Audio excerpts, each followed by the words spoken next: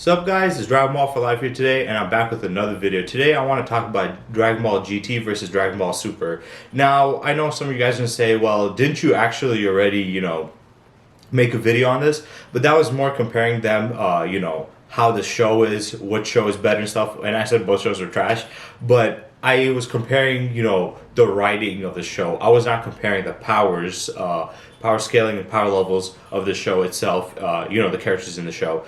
But before I get into that, I do want to say a big shout out to Carlin Ray, a new subscriber of mine. Thank you, Carlin Ray. Sorry if I mispronounced your name, but thanks for the subscribe. Every subscribe that I get to my channel counts and matters. I'm still a small YouTube channel, and I try to pump out as many videos for you guys as possible and good ones, but I do have some schedule restraints, so I can't have that much time to upload as much as I want to, but I'll try to fit in as much as time as possible to make videos for you guys. And I have a couple of ideas for videos, so I will have some good content coming up, but yeah, I want to talk about this for one specific reason, and it's kind of weird how I got to this. What happened first was I was on YouTube Shorts a lot. I was watching a lot of YouTube Shorts, and there's a couple of YouTubers who do this thing on TikTok where they have this randomizer thing, and some of them do stuff where it's like, oh, your team versus my team, and it's like you get to pick different characters from Dragon Ball or different characters from Naruto or One Piece or whatever. And then they have other ones too. But I was watching this one guy specifically, and he was looking at the characters that he was getting, and one of the characters that he got against him that was on our team, which was supposed to be the enemy's team, was Master Ultra Instinct Goku, and he got Super Saiyan 4 Goku, and he said, yep, he won. Now, he had other characters on, because it was a 3v3, so he had other characters, and they had other characters, but he specifically was saying that Super Saiyan 4 Goku would beat Master Ultra Instinct Goku, or at least be a threat or a challenge to him. And for me, I was just like, what the hell is this guy talking about? And I thought it was a general consensus among us Dragon Ball fans that the Dragon Ball Super characters are far stronger and superior to the GT counterparts, but apparently that's not, a general consensus. A lot of people don't agree with that statement, and they think that GT Goku could beat Super Goku, and it just baffles me, because I saw a lot of people in the comment section actually saying, yeah, Super Saiyan 4 would win. Obviously, there were some that were disagreeing with it, saying he wouldn't even beat Super Saiyan God, and a lot of them saying, no, he would do this and that, and like I said, the reason why I didn't do this when I did that other video, because one, I want to stay specifically on the topic of writing. I don't want to get to power scale and say, oh, this character will beat that character, because that really doesn't help out, the argument of which show is better written. But, another reason why I didn't do it was because I thought it was common knowledge that we all agreed that GT was a weaker universe than Super. And apparently it's not, but I saw some people disagreeing, and their disagreements were kind of stupid. The guys were saying stuff like, oh, he can handle universe destroying attacks, he destroyed an entire dimension, all these other stuff that, oh, he can do this and that. And I want to go through why GT counterparts would not beat Super. Now, I do want to say this before I get into that, the fact that the big main problems with GT and Super when it comes to the power scaling is they have significant problems. They're very inconsistent, and a lot of times it does not make sense, the power scaling when it comes to these characters. GT's problem when it comes to power scaling is showcasing feats. Because GT has a lot of statements where like, this character is that powerful, that character is that powerful. They make statements like, oh, base Goku is stronger than Super Saiyan 3 Goku by the end of the Buu Saga, even in his kid form, which he would have gotten weaker, meaning that he was even stronger than that. It surpasses Super Saiyan 3 Goku in just his base, which is like, damn, he must be very powerful. But then you look at the feats in GT, and it does not match the level of power that they should be at. I mean, the feats in it are so pathetic and abysmal that it's like something that, you would expect the Z, in Dragon Ball Z, they would be stronger, or even Dragon Ball. Like, there's a lot of instances where there's supposed feats, and it's just actually like counter feats, and they're basically struggling, and it doesn't make sense to me that why they are struggling against these things. And then Super also has power scaling problems. They do have some feat problems where they show some stuff that don't make sense and it makes them look weaker. But I think their biggest problem, unlike GT, was their comparisons. Because a lot of times they have new characters or just other characters in this universe. They just get random power-ups and BS power boosts. GT didn't have that problem. But like I said, they had problems with their feats. And you'll understand more what I mean when I get into it. But yeah, Super's problem, it does have some problems when it comes to showcasing their feats. But I think their biggest main problem is comparing the characters. Because in Z and Dragon Ball, you knew specifically who was stronger, who ranked where. But in Super, you don't know who's stronger. Before I could say Goku could beat this guy or that guy, and now I'm just like, well, they might give them a stupid BS power up and they might win, or this guy, Goku might be strong because he's holding back or whatever. It's like you can't definitively tell me that who would specifically win in a fight or who ranks where, unless if it's one character that's completely ridiculously above everybody else. But it's like usually it doesn't make sense. I mean, we've seen it too much. We've seen Frieza reach the level of Super Saiyan Blue. We've seen Android 17. We've seen Broly surpass it. We've seen Kale. We've seen their fusion Kefla. We've seen Trunks. This newest movie, people were saying that Gohan and Piccolo, especially Gohan, are stronger than Tournament of Power Goku, which even that is asinine. People make it sound like, well, as long as it's not modern day Goku, it's just like you surpass that how? But like they keep on doing that, so it's very inconsistent. So I can't sit here and say that super characters' powers make sense. None of them really make sense to the point where it kind of becomes meaningless to power scale them. But I'm going to do this in just this video. I'm going to ignore all the power scaling problems that they have and just focus on their the feats that set them apart. Now, like I said, for GT, the biggest I have to obviously use some of their inconsistencies because it makes them look, it showcases their power. But I'm not going to fully harp on everything. But for GT, the reason why I don't think they're that powerful is there's too many anti-feats. Like for one, when they were doing the whole sky traveling thing in the first arc, they went into this one alien base and they had guns, and Goku, Pan, and Trunks were hiding in the the air ducts, and they were crawling away, and I was just like, what the fuck are they crawling for? And it wasn't them supposed to be doing a stealth mission, not gaining attention.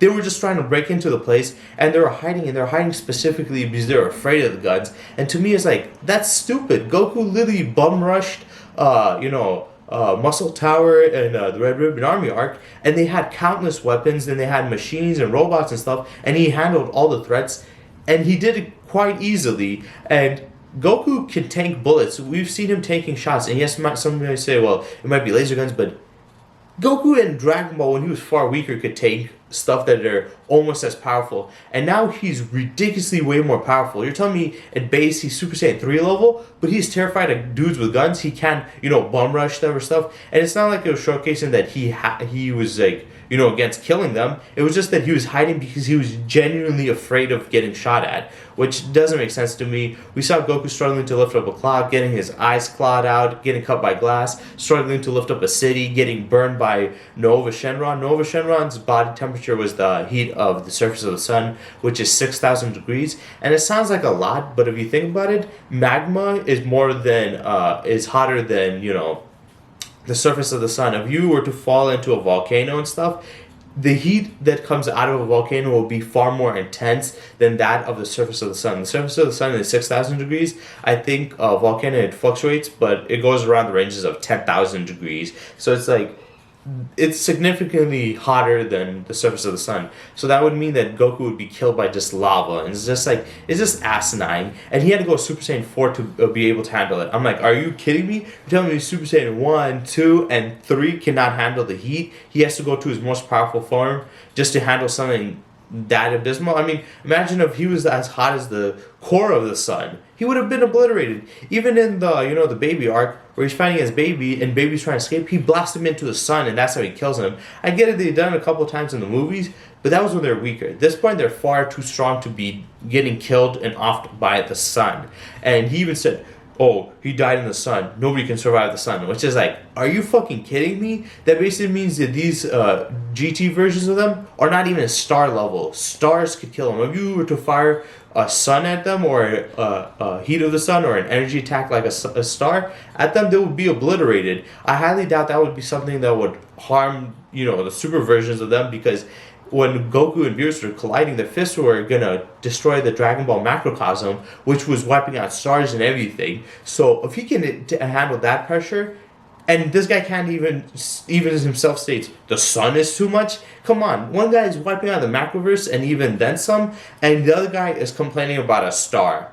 That is not anywhere near the same level of power. And I know a lot of people say, well, he wiped out a dimension when he was in that weird space. But if I remember correctly, they said that dimension was only the size of like the hyperbolic time chamber, which if you know the size of the hyperbolic time chamber, it's the size of the Earth, which would make it a pocket dimension, a super, super small pocket dimension. There's ones different depending on the size, but people need to realize when they hear dimensional, people destroying dimensions, like the hyperbolic time chamber, like or this place, they think, whoa, they wiped out a dimension. But you need to realize the size of the dimension. The size still matters. It's yes, it might sound more impressive, and it is definitely more impressive to wipe out a dimension, but you need to still realize that it depends on the size, and the size of that dimension was the size of the Earth. That is not impressive. That is nowhere near what Goku and Beerus did. Like I said, they were gonna wipe out the Dragon Ball universe, and the other universes connected to it, or realms that were the size of universes connected to it.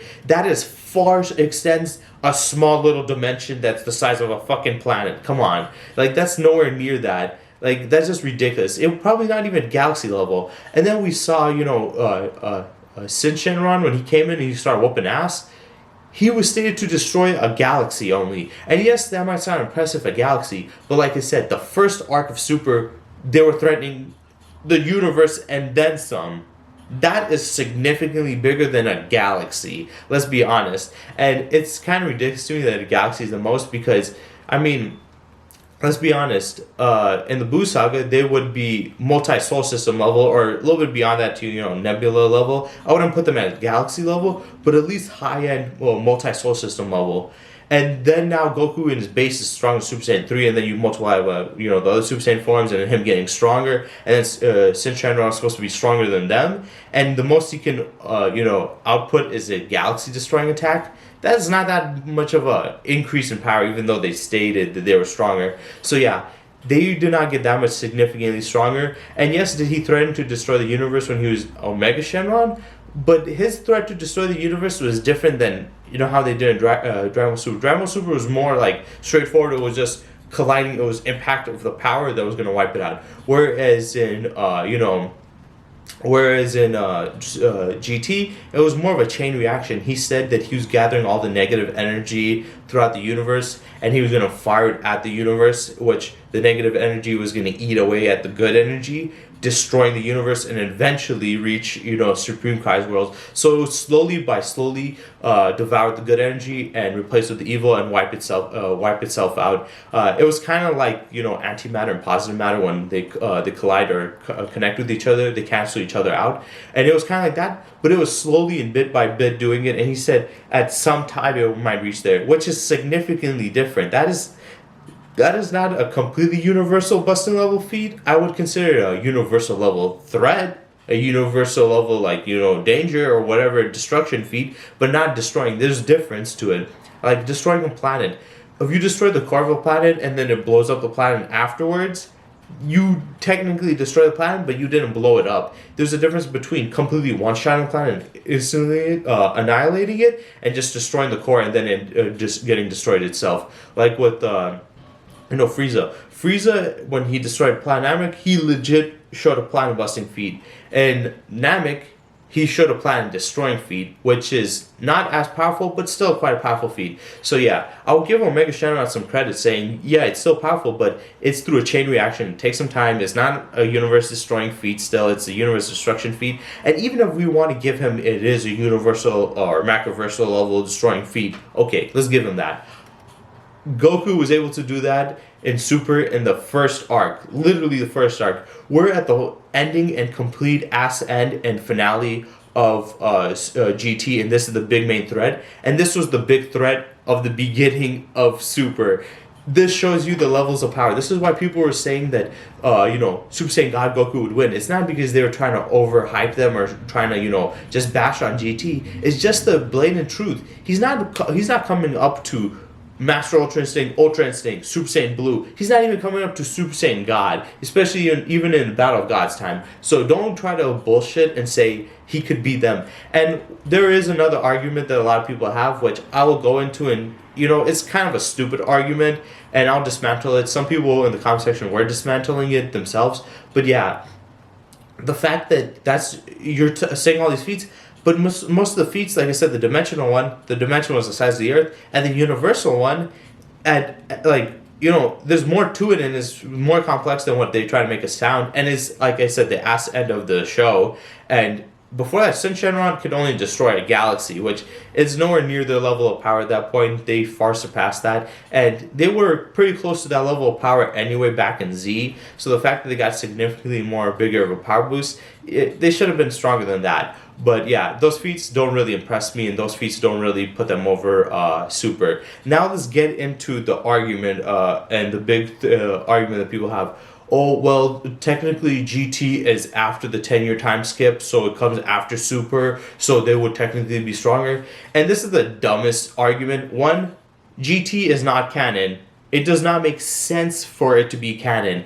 First of all, they never mentioned anything about what happened there. Where the hell's Beerus? Where the hell's Whis? Where the hell's the explanation of the other universes? Where the hell is Zeno? Obviously, GT came way before. It doesn't make sense to be like, oh, Super fits in the puzzle when GT was way before. It does not make sense. GT does not connect. GT never had a manga. It was just fucking Toei being greedy bitches and saying, oh, we need to make a new show to make money. And Toriyama's like, whatever, I'll give you some help with the designs, but I'm not coming back, motherfuckers. I'm too tired and too old for this shit. And GT doesn't really work like that. People try to use that, and it's just like, that is such a stupid argument. You can't prove them. You can't prove the super fans wrong by feats. You're not even proving it by feats. You're just trying to make this bullshit statement, which, like I said, is not true. It's incorrect. So I don't like that argument. I think it's just dumb. It's not canon. They're trying to go based off that. And if you go by the power scaling itself, let's just go generally by the power scaling, not the feats.